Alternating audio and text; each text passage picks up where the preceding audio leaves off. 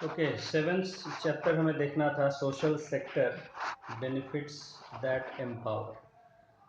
देखिए, social sector की जब हम बात करते हैं तो सोशल सेक्टर से हमारा मतलब होता है कि द वेलफेयर ऑफ सोसाइटी।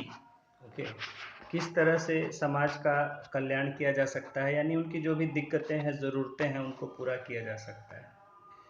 तो सोशल सेक्टर में हमारा जो है, देखिए, सबसे पहले आता है हेल्थ, स्वास्थ्य की सुविधा, हेल्थ, देन एजुकेशन, शिक्षा, then sanitation, that is cleanliness, सफाई, एंड देन उसके बाद डिजिटल एम्पावरमेंट। आजकल जो हर चीज़ आपका डिजिटल हो गया है, और तो ऑनलाइन मोबाइल के थ्रू सर्विसेज का delivery, quality of life in rural areas, गांव के क्षेत्रों में जो है लोगों की जो है रहने सहने का स्तर क्या है, किस तरह से उनका तौर तरीके हैं या क्या व्यवस्था है गांव के आसपास के इलाकों में, एंड सोशल इंफ्रास्ट्रक्चर, यानी कि जो है और तरह की, जैसे पंचायत वगैरह में जो भी सुविधाएं होती हैं, आंगनबाड़ी, ये सब जो है गांव की और तरह की जो वहाँ ज़रूरतें होती हैं।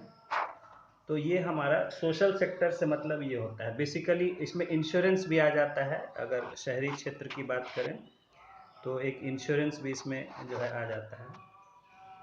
तो ये सारी चीज़ें जो है हम सोशल सेक्टर कहते हैं। तो let us see chapter 7, social sector benefits that empower. Benefits यानी फ़ायदे, जिससे कि हमें मजबूती मिलती है, लोगों को अपना जीवन सुधार करने में मदद मिलती है। India's high and sustained economic growth in recent years is being accompanied by social and institutional progress। देखिए क्या कह रहा है, बहुत ही अच्छा लाइन है, इसको कहीं भी आप लिख सकते हैं ऐसे में या आंसर्स में, कि India's high and sustained economic growth in recent years is being accompanied by social and institutional progress। यानी कि इंडिया ने, जैसा ये कह रहे हैं, सच या झूठ की बात अलग है, but what is being written, कि भारत ने जो एक तेज और लगातार आर्थिक विकास किया है, इकोनॉमिक ग्रोथ किया है हाल के सालों में, उसके साथ साथ इसके सोशल और इंस्टीट्यूशनल प्रोग्रेस, यानी सामाजिक विकास भी हो रहा है, और साथ ही साथ संस्थागत विकास, इंस्टीट्यूशन। अब इंस्टीट्यूशन वर्ड जो है, इंस्टीट्यूशन वर्ड के कई मतलब होते हैं। अभी आप इंस्टीट्यूशन का मतलब एक कोई ऑर्गेनाइजेशन, कॉलेज, स्कूल, इस तरह समझते होंगे, या कोई इंस्टीट्यूशन का मतलब होता है कई मतलब। एक मतलब होता है कि कोई प्रथा, ट्रेडिशन, ठीक है। जैसे हम कहते हैं कि मैरिज इज एन इंस्टीट्यूशन, शादी जो है वो एक इंस्टीट्यूशन होता है, ठीक है। Marriage is an institution. तो क्योंकि इसके कुछ तौर तरीके हैं, रस्म रिवाज होते हैं, ठीक है, जो कि समाज में एक्सेप्टेड होते हैं, समाज उसको मानता है बहुत। देखिए, आप शादी होता है तो कितनी सारी चीज़ें होती हैं। शादी ब्याह में दोनों तरफ से, लड़का है लड़की है, दोनों तरफ से कितनी सारे रस्म रिवाज किए जाते हैं, कितने ही बहुत सारे और कार्यक्रम होते हैं। शादी का मतलब खाली लड़का लड़की का माला पहना देना, अंगूठी पहना देना या साथ फेरे ले लेना नहीं होता है। इसमें बहुत सारी जो है रस्म रिवाज निभाए जाते हैं। तो इसको हम कहते हैं एक इंस्टीट्यूशन। इंस्टीट्यूशन का मतलब होता है एक ऐसी प्रथा जो लंबे समय से चली आ रही है, और जिसके कुछ तौर तरीके हैं जो कि समाज उसको एक्सेप्ट करता है। अगर उस तरह से देखिए, शादी में क्या होता है, कोई थोड़ी सी कहीं गलती हो जाती है तो लोग तरह तरह के बात करना शुरू कर देते हैं, अरे ये ऐसे कर दिया, वैसे कर दिया, ये हो गया। तो कई बार शादी को लोग कहते हैं, अरे नहीं, ये हम शादी को नहीं मानते। बहुत से लोग देखिए, कानूनी शादी हो जाती है, कोर्ट में शादी कर लेते हैं या कहीं मंदिर में कर लेते हैं, तो उसको परिवार वाले नहीं मानते हैं। कई बार समाज वाले नहीं मानते हैं, दूसरी जाति में शादी कर लिया या कुछ किसी दूसरे धर्म में कर लिया, या है।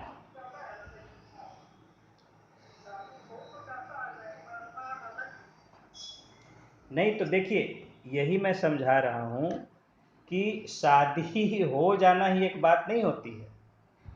शादी, मैंने यही बोला कि इट इज एन इंस्टीट्यूशन।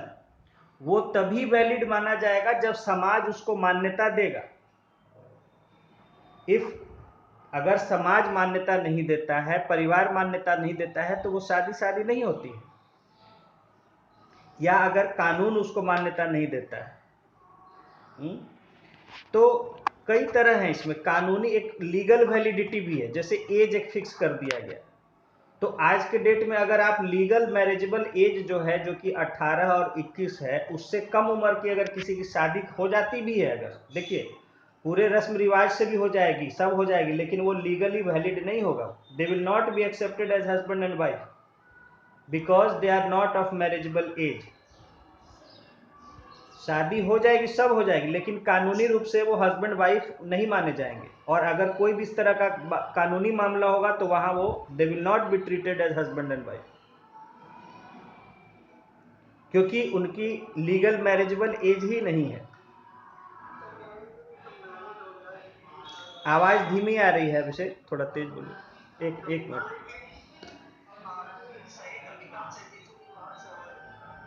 एक मिनट, एक मिनट, वॉल्यूम कम हमारा हो गया। हाँ बोलिए।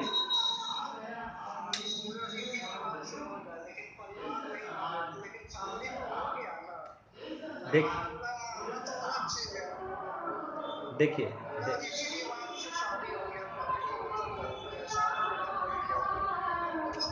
देखिए, तो यही मैं कह रहा हूं ना कि पूरा रीति रिवाज होगा ही नहीं अगर परिवार नहीं उसमें एक्सेप्ट कर रहा है।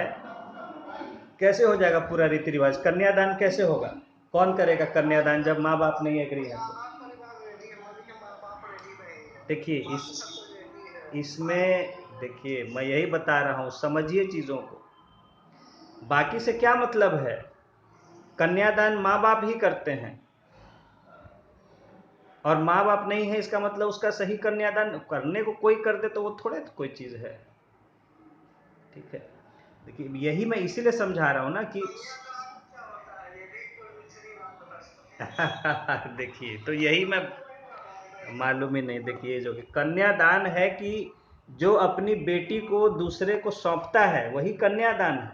कन्या का दान यानी अपनी बेटी का दान। जब शादी होता है तो उसमें पिता जो है लड़की का, वो अपनी बेटी को अपने होने वाले दामाद को सौंपता है। कन्यादान उसको कहते हैं। वो एक रिवाज होता है शादी में जो मंडप में किया जाता है।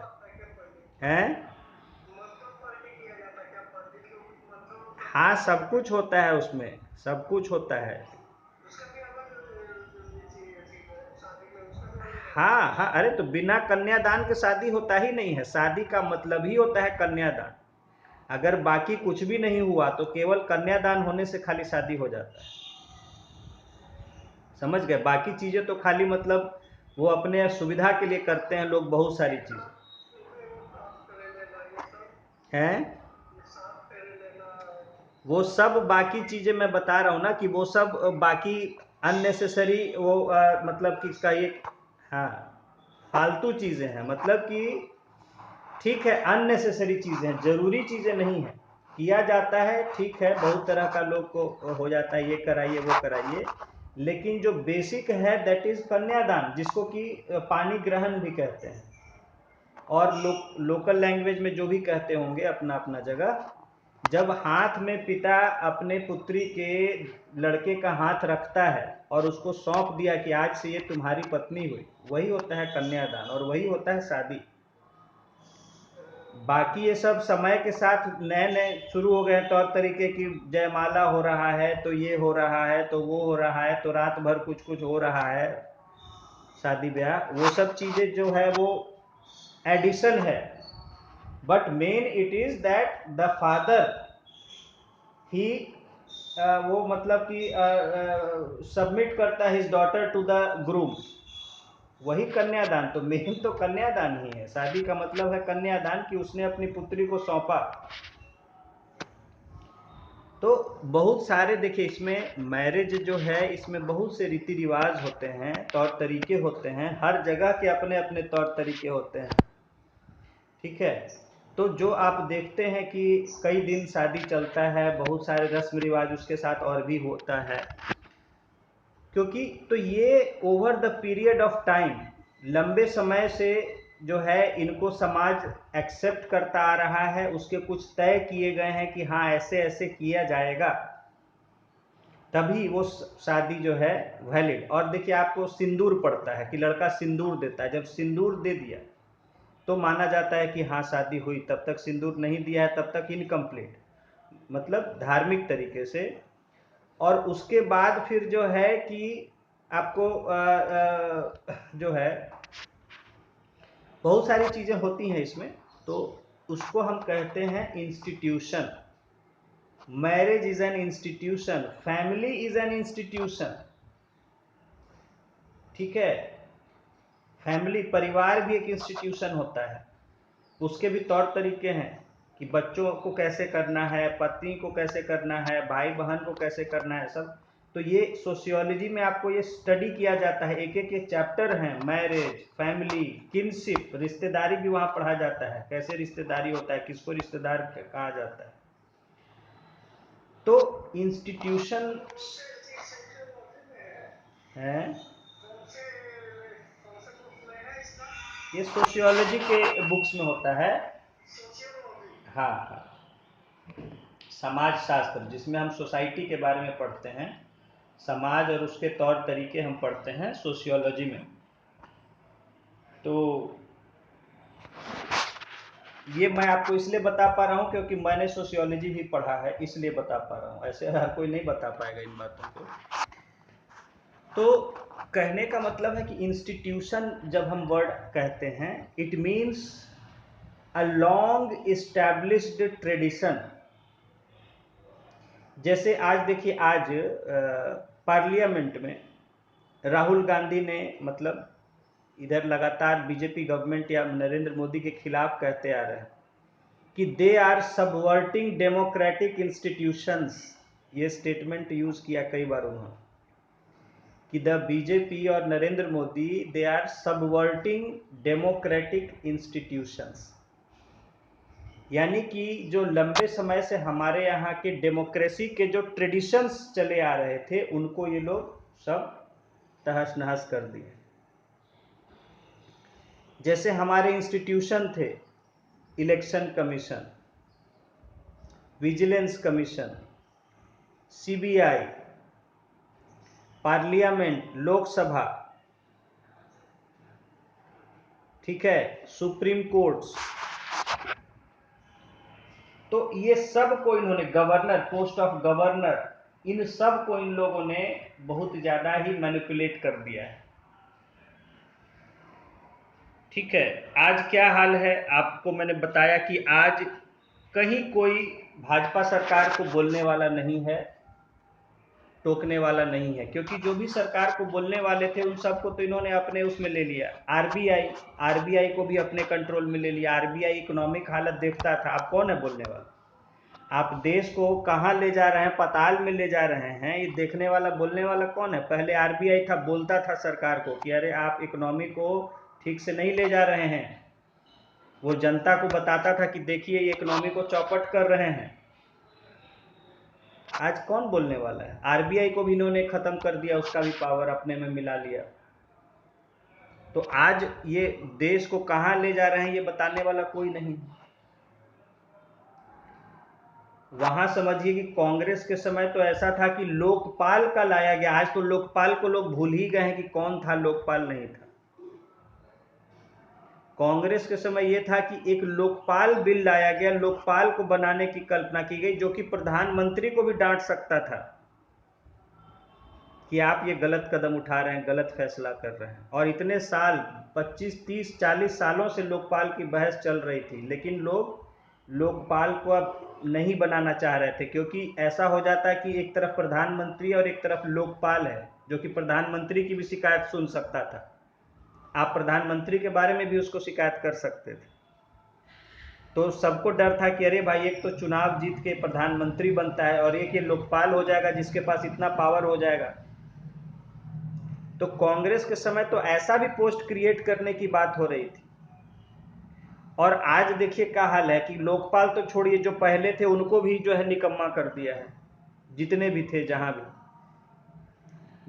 जहां भी व्यवस्था को ठीक बनाए रखने के लिए पोस्ट क्रिएट किए गए थे संविधान में, सारे इन्होंने चौपट कर दी। इलेक्शन कमीशन को मिला लिया पूरी तरह से, आपके कोर्ट्स को कर दिया पूरा उसी तरह से। कोर्ट्स का भी इन्होंने कानून, सब नियम कानून बदल दिया जो जजेस का अपॉइंटमेंट को लेकर, वहां भी कोर्ट्स का अब नहीं चलता है। उसके बाद फिर आपका मैंने बताया कि जैसे ये सब है, सीबीआई है, इन्फोर्समेंट डायरेक्टोरेट है, ये सब तो है ही।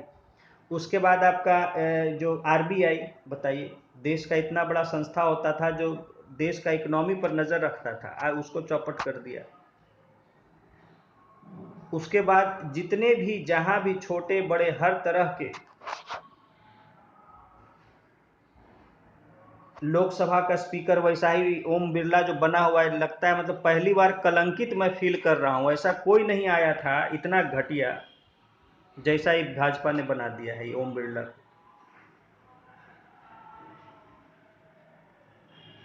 कि ऐसा लगता है वाहियात कि कोई स्कूल का चपरासी है उसको बना दिया है उठा के।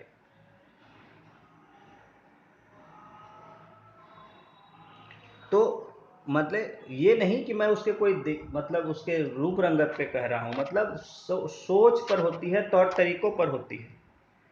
कांग्रेस के अपने समय में भी जो लोकसभा के स्पीकर रहे या प्रेसिडेंट रहे,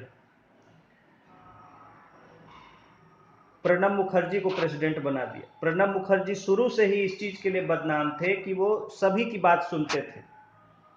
जब वो कांग्रेस के नेता होते थे तब भी वो सभी पार्टियों की बात सुनते थे, और इसीलिए सब लोग अपोजिशन होते हुए भी कांग्रेस इनका बड़ा ही रिस्पेक्ट करता था, मानता था उनकी बात, प्रणब मुखर्जी। ऐसे आदमी को प्रेसिडेंट बना दिया, और हालत ये हो गया कि कांग्रेस को डर लगता था कि हम लोग का ही बिल ये पास नहीं करेंगे। उसी तरह सोमनाथ चटर्जी, लोकसभा के स्पीकर, तो इन्होंने रखते हुए भी सबको इतना ये किया, और ये जो आ गए पावर में तो ऐसा ऐसा बना दिए हैं सबको कि मतलब क्या कहा जाए। खैर ये तो बने ही इसी तरह से, बिल्कुल क्या खैर बोले। तो कहने इंस्टीट्यूशन, खैर मैं आपको बता रहा कि जो लंबे, जैसे पार्लियामेंट को कैसे कंडक्ट करना है, या और जो भी संस्थाएं हैं उनको, उनसे किस तरह का इंटरेक्शन करना है, किस तरह से देश को चलाना है, तो इन सब की बहुत सारी जो लंबे समय से चली आ रही थी एक्सेप्टेड तौर तरीके, इसलिए इसको कहते हैं इंस्टीट्यूशन। इलेक्शन कमीशन का किस तरह से कामकाज होगा, कैसे अपॉइंटमेंट होगा इलेक्शन कमिश्नर्स का, जजेस का कैसे अपॉइंटमेंट होगा।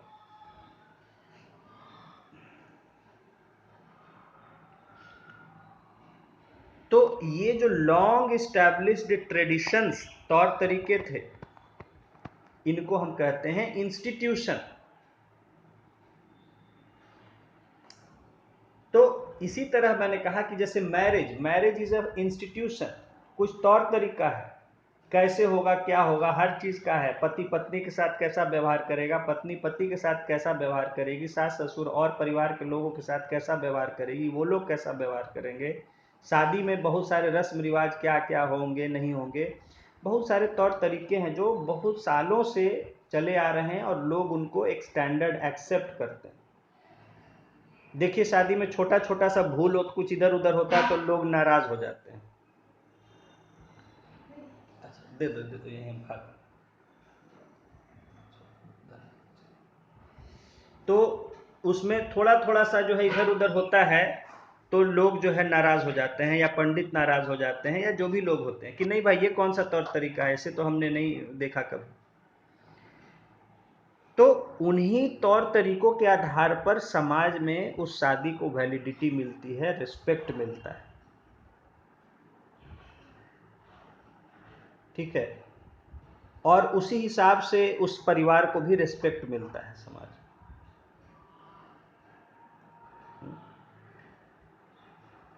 तो कहने का मतलब है कि मैं बता रहा था इंस्टीट्यूशन, शब्द को आपको कि इंस्टीट्यूशन जो है, हर चीज़, बहुत सारी चीज़ें हैं जो हम सोशियोलॉजी में पढ़ते हैं डिटेल में।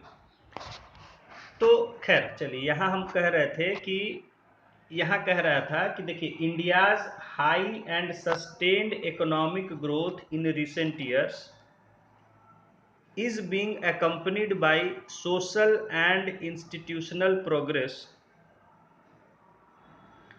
underpinned by transformational and effective implementation of government programs with an empowering edge that has become the hallmark of a transformed approach to welfare।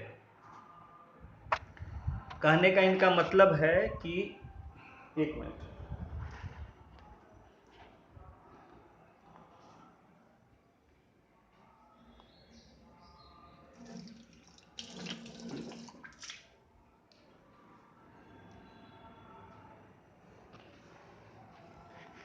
अभिषेक थोड़ा 5 मिनट में हम कॉल कर रहे हैं, 5 मिनट होल्ड पर रहिएगा या कट कर, 5 कॉल करते हैं।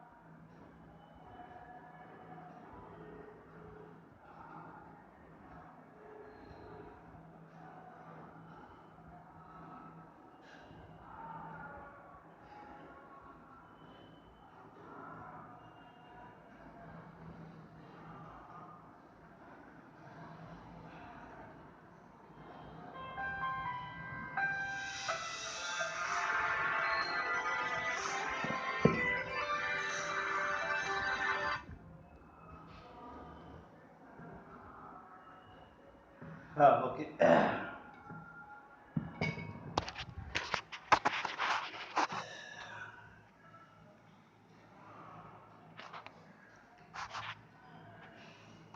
सो we are seeing the social sector, और यहाँ पहले हमने बात देखा, कहा जा रहा है कि इंडिया का जो अभी तेजी से विकास हुआ है उसके साथ साथ इसके सोशल प्रोग्रेस भी हुआ है, यानी समाज का भी विकास हुआ है, एंड इंस्टीट्यूशनल प्रोग्रेस, यानी कि जो भी हमारे इस्टेब्लिश्ड ट्रेडिशंस हैं, जो प्रथाएं हैं, मान्यताएं हैं, उनका भी हमने उनमें भी विकास किया है।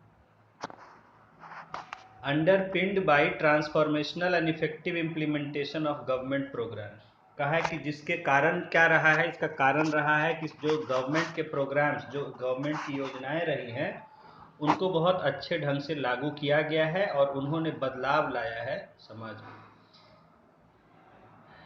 With an empowering edge that has become the hallmark of a transformed approach to welfare, कहा कि और इस तरीके से किया है जिससे कि लोगों को मजबूती मिली है, शक्ति मिली है, और जो कि एक बदलाव लाने वाले समाज कल्याण के तौर तरीके को दिखाता है। B it health, education, sanitation, digital empowerment, quality of life in rural areas, each aspect of social infrastructure ecosystem has made strides through effective planning and delivery of various welfare schemes।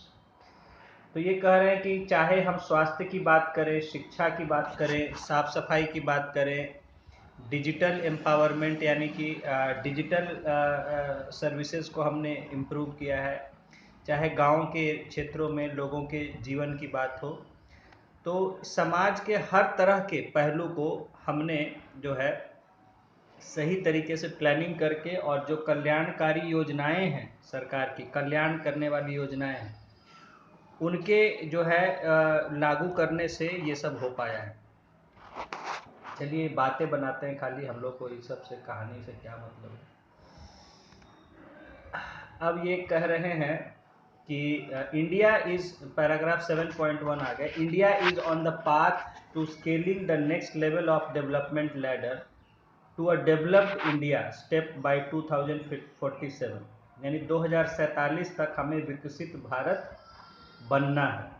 ठीक है, तो ये खाली target देते हैं, BJP जो है खाली टारगेट और देखती है कि हमारा बढ़ता रहे, खाली चलता रहे इसी तरह सरकार हमारा, उसके लिए टारगेट देती रहती है, ठगने के लिए सरकार। तो ये विकसित भारत का एक टारगेट रखे हैं 2047, इसको भी नोट कर लीजिएगा कि डेवलप्ड इंडिया या विकसित भारत का टारगेट है 2047 का। आगे कहानी है इसमें सब जो है,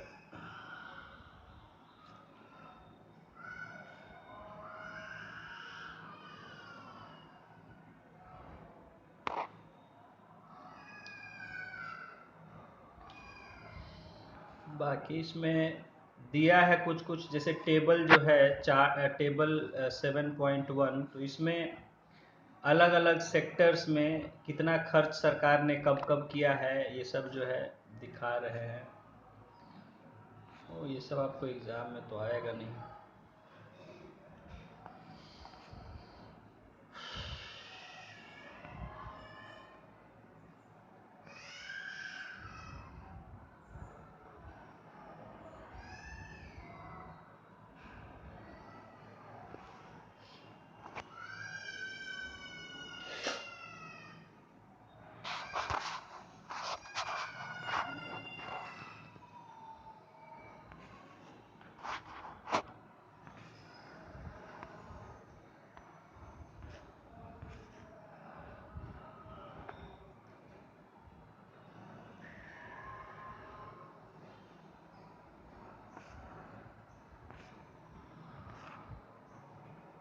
देखना पड़ेगा इन सब में, कुछ वैसा है तो है।